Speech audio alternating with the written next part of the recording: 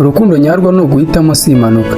Iyo abantu babiri bakwiranye, urukundo rwabo ruba nk'igiti gifite imizi ikomeye kitarandurwa n'imiyaga y'ibihe. Ntabwo ari impanuka cyangwa amahirwe, ahubwo ni igihango gikomeye gishingiye ku gusobanukirwa, kubahana no gukundana mu buryo bw'ukuri.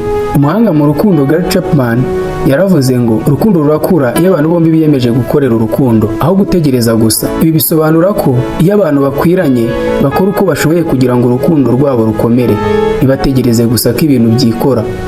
Aristotle nawe yaravuze ati urukundo ni roho imwe ihuza imibiri ibiri. Umuntu akunda undi kuko ari inshuti ye, si uko gusa yifuza ko amunezeza. Ibi bivuze ko urukundo nyarwo rushingiye ku bumwe no kumva ko mugendana, aho kuba gusa amarangamutima ashira nk'umuyaga. Hari amagambo akomeye ya Antoine de Saint-Exupéry wanditse The Little Prince, aho avuga ko gukunda si ukurebana mu maso gusa, ahubwo ni uguhanza amaso hamwe mu cyerekezo kimwe. Iyo abantu babiri bakwiranye baba bafite intego imwe, bakubakana aho gusenyana.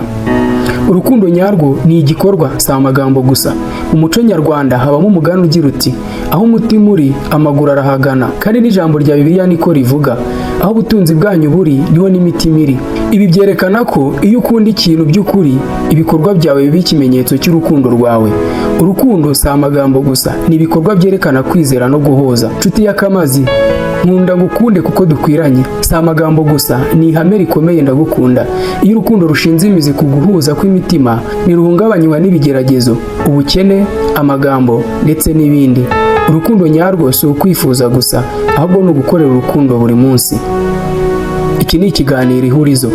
Ndagushimiye. Gumana natwe, kora like and subscribe kugira ngo ibindi biganiro bijye bikugeraho ku gihe.